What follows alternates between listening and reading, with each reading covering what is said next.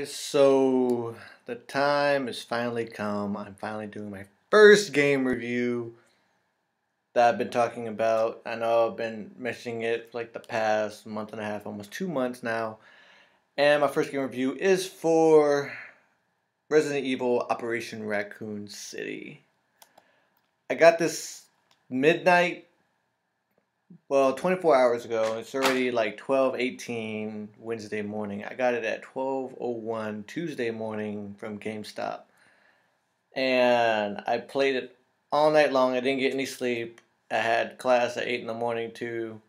So I decided, what the heck, screw it. I'm going to try and get through this as fast as I can and get as much achievements for it as I can because I'm a total achievement whore. But anyway, so here's my review for the game. First of all, if you are a big fan of Resident Evil 2 and 3, you may be big into this game just for the nostalgia alone.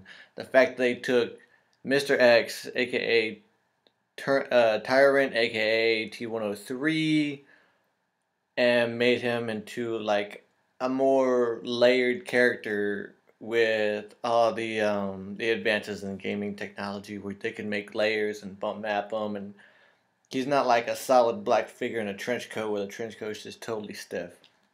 Also, the Nemesis makes an appearance in the game, and you actually do get to fight him. Scary as shit, I'm not gonna lie. I mean, I was just totally freaking out because I'm a huge fan of the video games, mainly for when they were still on PlayStation, not PlayStation 2 and not PlayStation 3.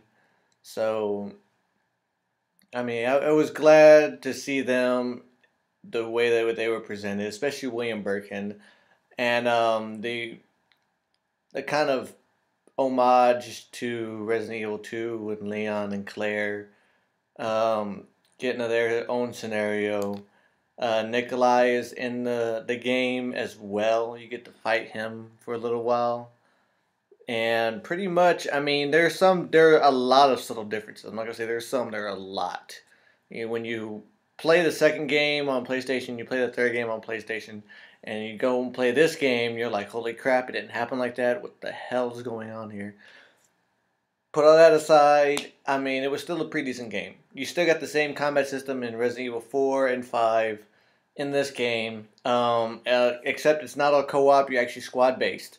So, you actually revive your squad, and depending upon who's in your squad and what abilities they have, they can revive you and give you health and heal you, and so you don't have to spare your, first aid sprays and go hunting around for a green herb just to grab so you can actually automatically heal yourself.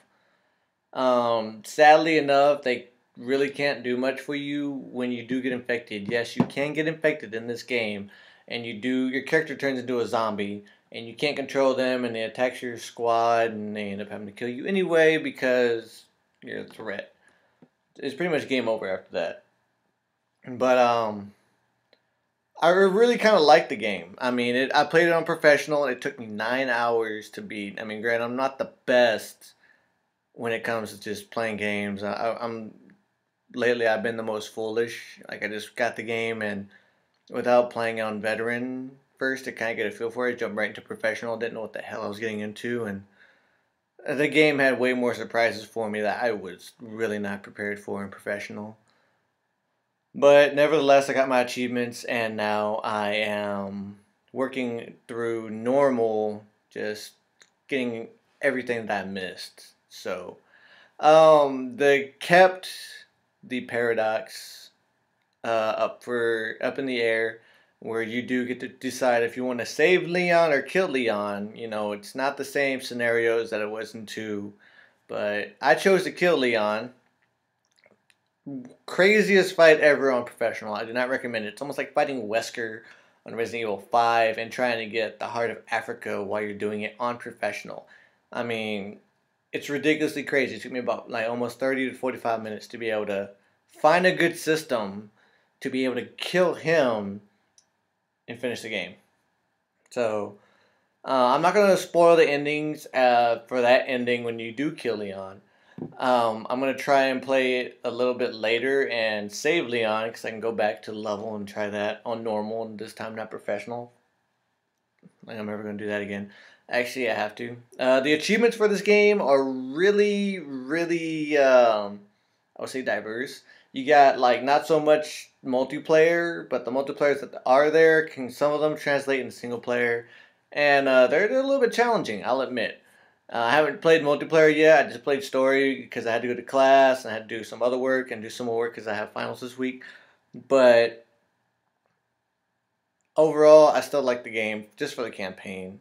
It wasn't the greatest, it wasn't the best, but just the fact that I grew up and remember both games, both 2 and 3 being released, and remember playing them nonstop, and it's like I finally get to change the story and, the way I see fit and see what happens. Big fan about that. Um, of course, if you're a hardcore fan, you might not like it. Just for the fact that there are those big changes in the storyline to to make you go like that's not right. They should have did it better. They should have did this because I was doing that too while I was playing the game. I don't know if it to me it was worth paying $60. To the hardcore gamers, probably not worth paying $60. It might be worth about 30 or 40. To anyone else, I would definitely recommend this game. The combat system is pretty much the same if you play Resident Evil 5, Resident Evil 4. It's a lot simpler. The fact that they incorporate headshots, they do give you stats. They do have data that you can collect, laptops that you can interact with in the hack to get like concept art in the little galleries. You don't get the little action figures that you did on 5. And the power up map or the power up weapons code, which you get when you reserve the game. It's pretty decent. They already got like some other power weapons already on DLC that you can get for like 400 gamer score on Xbox. I'm not sure how much it is on PlayStation 3. So you can incorporate those plus 6 other costumes for multiplayer onto the game. So it's pretty much jam packed. Plus, it also says here on the cover there's a free Spec Ops mission DLC that you can get when you buy the game. It's going to be released on April 11, 2012. So, I mean, that's an extra bonus.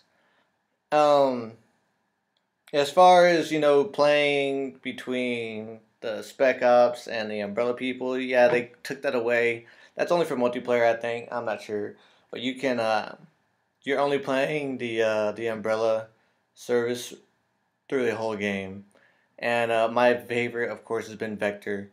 I'm pretty sure it's going to be the most famous character of the whole of this game, just for the fact of how he looks and his abilities. But yeah, I don't think he's for everybody. You got a little bit of someone for everyone in the game as far as personality and character wise. The game does have a leveling system, so you gain experience and you level up, just like kind of like in Halo Reach, and use the experience points you got to buy weapons and unlock your abilities and upgrade them.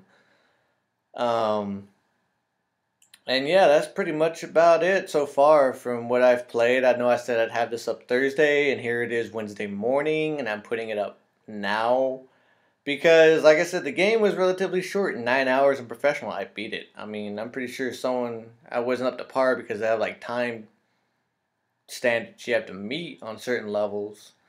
And I'm pretty sure someone can get the whole S plus rating on that and get the achievement for having an S plus rating on all professional or veteran, whatever hardened game setting.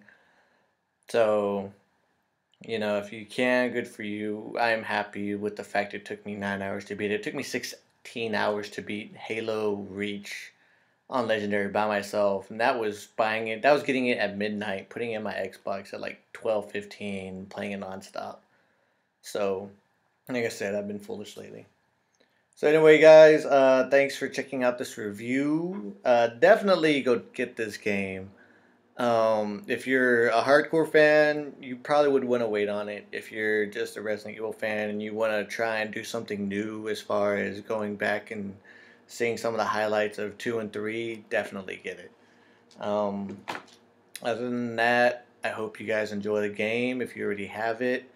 If not, definitely go get it and join the multiplayer community and just have fun with it. You know, if you can't get anything out of the story, at least get in the multiplayer and have fun, because you do get a taste of the multiplayer at the end of the campaign, and it actually is pretty okay. So thanks for watching, guys. Subscribe to my videos if you like this, so you can see more of me. And don't forget to follow me on Twitter if you have one. And I will get back to you this Friday or Saturday for the big review for Hunger Games with my little sister. So take care, guys. Happy gaming. Juan Su, dudes.